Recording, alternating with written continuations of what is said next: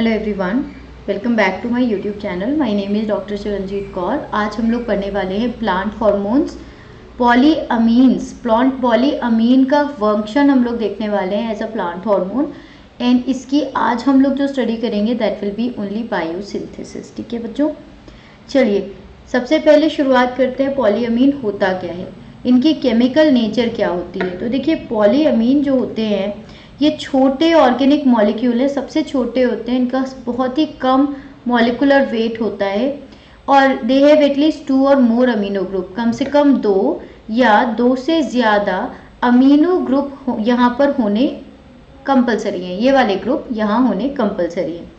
दूसरी बात, अमीन जो पॉलीअमीन्स होते हैं they have high affinity for anionic groups, क्योंकि इनके ऊपर अमीनो ग्रुप है तो पॉजिटिव चार्ज आ सकता है, इसलिए इनकी एफिनिटी यानी इनका लगाव, इनका झुकाव ज़्यादा एनायनिक ग्रुप की तरफ रहता है मेम्ब्रेन के अंदर, सेल वॉल्स के अंदर, जिसमें हाइड्रोक्सी सिनेमिक एसिड भी आता है, डीएनए आरएनए भी आते हैं, फॉस्फोलिपिड्स भी आता है, एसिडिक प्रोटीन्स भी आती है।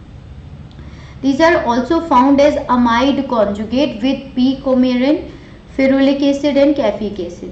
ये कुछ अमीनो कॉन्जुगेट्स के साथ भी पाए जाते हैं, मतलब एक अमीनो कॉन्जुगेट के फॉर्म में भी पाए जाते हैं, जैसे p-coumarin acid, ferulic acid and caffeic acid. Site of biosynthesis कहाँ बनते हैं, पूरी अगर हम देखें कहाँ पर होते हैं तो ये माइक्रोब्स में, एनिमल्स में, प्लांट्स में, सभी में डिस्ट्रीब्यूटेड हैं। ये यूबिक्विटस होते हैं, यूकैरियोट में भी, प्रोकैरियोटिक सेल्स में और सभी में पाए जाते हैं। प्लांट आरएनए वायरसेस में भी पाए जाते हैं एंड इवन प्लांट के ट्यूमर्स में भी पाए जाते हैं। ठीक है, ट्रांसपोर्ट की बात करें तो दीज आर ऑलमोस्ट इमोबाइल इंट्रासेल्युलरली, एक तरीके से इमोबाइल है, मतलब ये जाके किसी से कॉम्प्लेक्स बना के रह सकते हैं, but these are not movable. इनका रोल क्या होता है, इनका रोल आपका आता है जाइलम डिफ्रेंशिएशन में, रैबिडोप्सिस ज़ीनिया एलिगेंस में इसका जाइलम के डिफ्रेंशिएशन में रोल देखा गया है, सेल डिफ्रेंशिएशन डिवीजन में देखा गया है, एम्ब्रियोजेनेसिस में देखा गया है, abiotic stress tolerance, flower development, fruit ripening, root initiation, tuber formation and response to pathogen. ये सारे इसका इंट्रोडक्शन पार्ट हुआ। आगे हम लोग समझते हैं इनका नेचर, केमिकल नेचर कैसे होते हैं, दिखते कैसे हैं। कॉमन पॉलीअमीन्स में पुट्रेसिन आता है, स्पर्मिडिन एंड स्पर्मिन। ये देखेंगे आप, 2 एमाइनो ग्रुप है, एक अमाइनो ग्रुप यहाँ, एक अमाइनो ग्रुप यहाँ पर, और 1 2 3 4 कार्बन का ये कंपाउंड है, दिस इज पुट्रेसिन। इसके बाद आप बात करते हैं स्पर्मिडिन। स्पर्मिडिन में 1 2 3 4 5 6 7 कार्बन का कंपाउंड है। देखिए 3 इधर है, 4 इधर है, और यहाँ पर 3 आपको अमीनो ग्रुप मिलेंगे, ये वाला और ये वाला प्राइमरी अमीनो ग्रुप है और ये NH group secondary amino group है। स्पर्मिन में 2 सेकेंडरी अमीनो ग्रुप हैं और बाकी 2 इसमें प्राइमरी अमीनो ग्रुप हैं। सो 1 2 3, फिर उसके बाद अमीनो ग्रुप, फिर 1 2 3 4, फिर अमीनो ग्रुप, फिर 1 2 3, फिर अमीनो ग्रुप, ऐसे करके। अनकॉमन भी होते हैं कुछ, मतलब जो कि इतने ज़्यादा कॉमनली पाए नहीं जाते बट होते हैं वो भी पॉलीअमीन्स, जैसे होमोस्पर्मिडिन, नॉरस्पर्मिडिन, थर्मोस्पर्मिन, होमोस्पर्मिन एंड कैडेवरिन। ये कैडेवरिन नाम आपने शायद सुना हो। जितने भी आपको अगर नहीं पता है तो जो भी मर जाते हैं ऑर्गेनिज्म, बड़े जीव जंतु जब मर जाते हैं तो उनके मरने के बाद, उनके डेथ के बाद जनरली लोग उन्हें किसी एक जगह पर डंप कर देते हैं, तो that dump site generally has a very foul smell.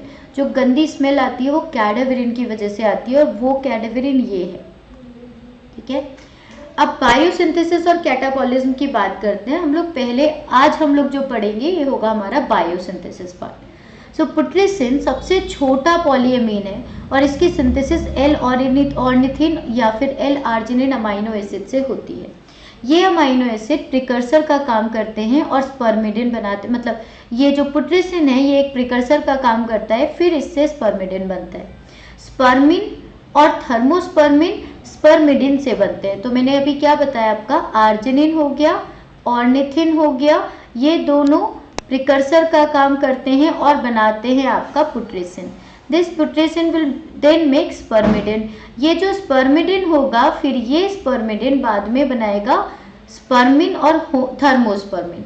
सो थर्मोस्पर्मिन और स्पर्मिन बनेंगे यहाँ से। When it condenses with S-adenosine methionine, जब ये स्पर्मिडिन आपका सैम के साथ मिल जाता है तब आपके ये दोनों बनते हैं। अब पॉलीअमीन और इथाइलिन कॉम्पिटिटिव इनहिबिटर का काम करते हैं, क्योंकि आपको पता होना चाहिए, हमने लास्ट क्लास में इथाइलिन का भी पढ़ा था। इथाइलिन में भी हमने सैम का रोल देखा था, क्योंकि जो एस-एडेनोसिल मिथ्योनिन था वो इथाइलिन का भी प्रिकर्सर था, और ये आपका थर्मोस्पर्मिन और स्पर्मिन का भी प्रिकर्सर है। तो इसीलिए पॉलीअमीन है या इथाइलिन क्या बनेगा, ये एक दूसरे के कॉम्पिटिटिव इनहिबिटर्स हो सकते हैं। Polyamines are catabolized. किस तरीके से कैटाबोलिज्म होता है इनका? It is catabolized to inactive compound by two classes of enzyme. दो एंजाइम्स की क्लासेस यूज होती है, polyamine oxidase PAO, polyamine oxidase and diamine oxidase DAO। So polyamine जिसमें बहुत सारे अमीनो ग्रुप हैं, डायमीन जिसमें 2 अमीनो ग्रुप हैं। आपने दोनों तरीके के देख लिए, जैसे यहाँ पर 2 अमीनो ग्रुप हैं तो यहाँ डायमीनो ऑक्सीडेज, यहाँ पर आपका कई सारे अमीनो ग्रुप हैं तो पॉलीअमीनो ऑक्सीडेज, राइट। इस तरीके से यहाँ पर इनका डिग्रेडेशन होता है।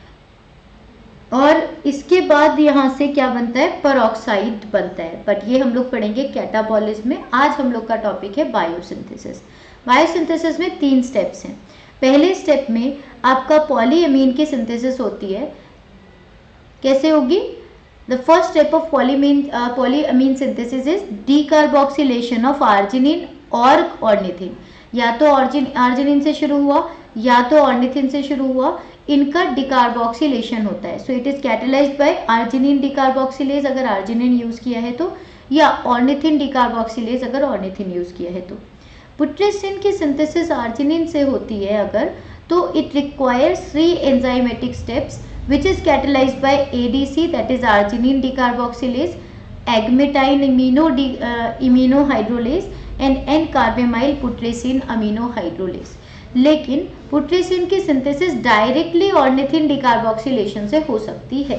तो बेसिकली ऑर्निथिन डिकार्बोक्सिलेज, अगर ऑर्निथिन को यूज करना है, मतलब मैंने जो बोला वो ये है कि अगर हम आर्जिनिन का यूज करेंगे तो आपको 3 एंजाइम लगेंगे। एक होगा आपका आर्जिनिन डिकार्बोक्सिलेज, उससे आपका एक कंपाउंड बनेगा, एक कार्बन डाइऑक्साइड रिलीज होके। इसके बाद आपका क्या होगा, यहाँ से फिर दूसरा एंजाइम चाहिए, दैट इज एग्मेटाइन इम्यूनोहाइड्रोलेज एंजाइम। इससे आपका वाई कंपाउंड बना। फिर उसके बाद यहाँ पर एक और एंजाइम यूज होगा, एन कार्बेमाइल पुट्रेसिन अमीडोहाइड्रोलेज। इसके बाद आपका फाइनली पुट्रेसिन बन जाएगा। ये है एक मेथड। दूसरा मेथड ये है कि आपका ऑर्निथिन का यूज किया जाए, तो ऑर्निथिन से डायरेक्टली इसका डिकार्बोक्सिलेशन होके ऑर्निथिन डिकार्बोक्सिलेज एंजाइम के थ्रू डायरेक्टली ये बना सकता है आपका पुट्रेसिन। ठीक है जी। अब क्योंकि जो आपका ऑर्निथिन डिकार्बोक्सिलेज एंजाइम है वो प्लांट्स में बहुत ही कम एक्टिव होता है एडीसी से, इसलिए एडी यानी आर्जिनिन डिकार्बोक्सिलेशन ये मेजर पाथवे है आपकी पुट्रेसिन की सिंथेसिस का। सो ये देखिए, ये आर्जिनिन है, आई होप कि आपको दिखाई दे रहा है, जस्ट अ मिनट। ये आर्जिनिन है, okay, so this is arginine, this is ornithine. Arginine का डिकार्बोक्सिलेशन हुआ, फिर आपको ये कंपाउंड मिला, दिस वाज एग्मेटिन, ये एग्मेटिन मिल गया। अब एग्मेटिन का इम्यूनोहाइड्रोलेज बनेगा। इम्यूनोहाइड्रोलेज क्या करेगा, इस इम्यूनो ग्रुप को हटाएगा, तो यहाँ पे क्या हो गया, इसका हाइड्रोलिसिस हो गया। देन एन कार्बेमोइल पुट्रेसिन, एन कार्बेमोइल मतलब जो आपका कार्बेमोइल ग्रुप है वो हटेगा, यहाँ से आपका एन कार्बेमोइल यानी कि CONH ग्रुप या HCO, जो भी इसको HOCN कह सकते हैं हम लोग, HOCN। So this group is removed and then उसके बाद आपका यहाँ प्राइमरी अमीन बन जाता है। तो ये आपका एक पाथवे है। दूसरा है ऑर्निथिन से, ऑर्निथिन से डायरेक्टली बनता है, लेकिन ये वाला माइनर पाथवे है, ये वाला मेजर पाथवे है। क्लियर? आगे बढ़ते हैं हम लोग सिंथेसिस में सेकेंड स्टेप पे। So putrescine is converted to spermidine and spermine. अब पुट्रेसिन का फॉर्मेशन स्पर्मिडिन में होना है ये रहा, या स्पर्मिन में होना है, तो इस पर आते स्पर्मिडिन बनना है फिर स्पर्मिन बनना है।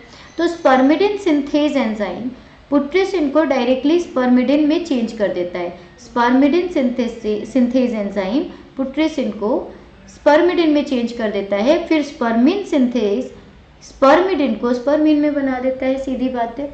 दोनों ही एंजाइम्स को एक अमीनो प्रोपाइल ग्रुप चाहिए, दोनों ही एंजाइम्स में एक अमीनो प्रोपाइल ग्रुप ट्रांसफर होता है जो कि डिकार्बोक्सिलेटेड सैम से होता है। डिकार्बोक्सिलेटेड सैम। सो डिकार्बोक्सिलेशन सैम का कैसे होगा? सैम डिकार्बोक्सिलेज एंजाइम से होगा। सो सैम डिकार्बोक्सिलेज एंजाइम सैम को डी सैम में कन्वर्ट कर देता है।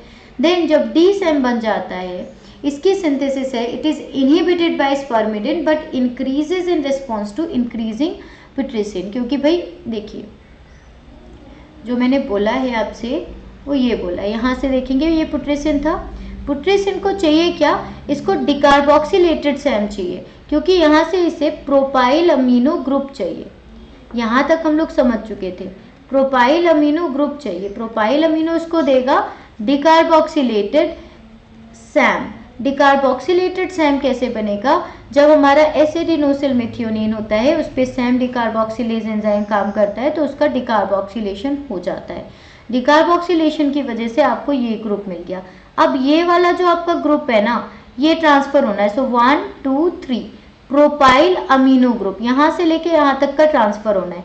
ये ग्रुप इधर आके जुड़ गया पुट्रेसिन में, राइट। यहाँ तक आपका पुट्रेसिन था, ये वाला कंप्लीट था। इस पुट्रेसिन में इस साइड पे, सॉरी, यहाँ पर आके जुड़ गया आपका डी सैम का propyl amino group spermidine synthase के प्रेजेंस में। क्लियर है? So synthesis of D SAM is inhibited by spermidine. अब ये जो डी सैम है ना, इस डी सैम की synthesis it is inhibited by spermidine, क्योंकि ऑब्वियस सी बात है, ये स्पर्मिडिन क्या है? इसका प्रोडक्ट है, दिस इज द प्रोडक्ट। तो ये क्या करेगा? ये प्रोडक्ट इसको इनहिबिट करेगा, प्रोडक्ट इनहिबिशन होगा। लेकिन अगर हम बात करते हैं ये बना पुट्रेसिन, तो ये इसको एक्टिवेट करेगा। तो ये बढ़ा रहा है, ये इसको बढ़ाने की कोशिश कर रहा है, और जब हमारा स्पर्मिडिन बन जाता है तो वो डी सैम को रोकने की कोशिश करता है। क्योंकि Sam is also a precursor of ethylene and because putrescine जो है या पॉलीअमीन है एंड इथाइलिन, ये एक दूसरे को इनहिबिट करते हैं। So control of the fate of SAM may significantly influence the plant growth. तो भाई हमें क्या चाहिए, हम किस कंडीशन में हैं, हम किसी स्ट्रेस रिस्पॉन्स का आंसर कर रहे हैं या क्या कंडीशन है, उसके अकॉर्डिंग आपका सैम का फेट होगा। अब क्या स्टडी देखी गई है? एक होता है ACL5, दिस इज एक्यूलिस 5। एक्वालिस 5 आपके अरेबिडोप्सिस में देखा गया है। ये एक स्पर्मिन सिंथेज एंजाइम होता है। ये क्या करता है? ACL5 एक्वालिस 5, ये बेसिकली 1 to 5 बहुत सारे ऐसे एंजाइम्स हैं स्पर्मिन सिंथेज एंजाइम के टाइप से। ये थर्मोस्पर्मिन बनाता है। एक्वालिस 5 यानी ACL5 थर्मोस्पर्मिन बनाता है, ये स्पर्मिन नहीं बनाता। बाकी सारे स्पर्मिन बना रहे हैं, ये थर्मोस्पर्मिन बना रहे हैं। अगर आपका ACL5 नहीं है, लॉस ऑफ फंक्शन म्यूटेशन हो गया है, तब इसका काफ़ी ज़्यादा डिफेक्ट देखा गया है स्टेम इलोंगेशन की जगह पर। लेकिन अगर आप एक्सोजेनस एप्लीकेशन कर देते हैं थर्मोस्पर्मिन का, ना कि स्पर्मिन का, then we can rescue the phenotype, जिससे आपको ये पता चल रहा है कि जो थर्मोस्पर्मिन होता है which is required for the normal stem elongation in Arabidopsis. Clear है? तो अभी तक जो हमने बात की है वो फिर से एक बार देखिएगा कि यहाँ से पुट्रेसिन बना, पुट्रेसिन ने स्पर्मिडिन सिंथेज एंजाइम से डिकार्बोक्सिलेटेड सैम का यूज़ करके स्पर्मिडिन का फॉर्मेशन किया। फिर स्पर्मिडिन से स्पर्मिन सिंथेज एंजाइम, जिसमें आपके बहुत सारे ACL यूज़ होते हैं, लेकिन यहाँ पर आपका ACL5 यूज़ होता है, दिस इज ACL5। इसकी वजह से थर्मोस्पर्मिन बनता है, बाकी सारे स्पर्मिन सिंथेज एंजाइम आपका ये बनाते हैं। ठीक है? अब ACL5 थर्मोस्पर्मिन बनाता है, जो कि नॉर्मल स्टेम इलोंगेशन के लिए ज़रूरी है। लास्ट स्टेप है आपके बायोसिंथेसिस का कैडावेरिन। कैडावेरिन इज सिंथेसाइज्ड फ्रॉम लाइसिन और L-होमोआर्जिनिन। सो कैडावेरिन की सिंथेसिस जो होती है वो L-लाइसिन से होती है bye lysine decarboxylase enzyme. Lysine डिकार्बोक्सिलेज की जो एक्टिविटी होती है ज़्यादातर प्लांट टिश्यू में कम होती है, लेकिन कुछ लेग्यूमिनस स्पीशीज़ हैं उनके अंदर लाइसिन डिकार्बोक्सिलेज एंजाइम की एक्टिविटी बढ़ जाती है with the accumulation of quinolizidine alkaloid. Quinolizidine alkaloid, ये कहाँ से बनते हैं, ये कैडावेरिन से बनते हैं। तो जब हमारा कैडावेरिन का यूज हो रहा है, कैडावेरिन की सिंथेसिस हुई तो क्विनोलिजिडिन एल्किलॉइड बने। क्विनोलिजिडिन एल्किलॉइड बने तो उन्होंने लाइसिन डिकार्बोक्सिलेज एंजाइम को एक्टिवेट किया।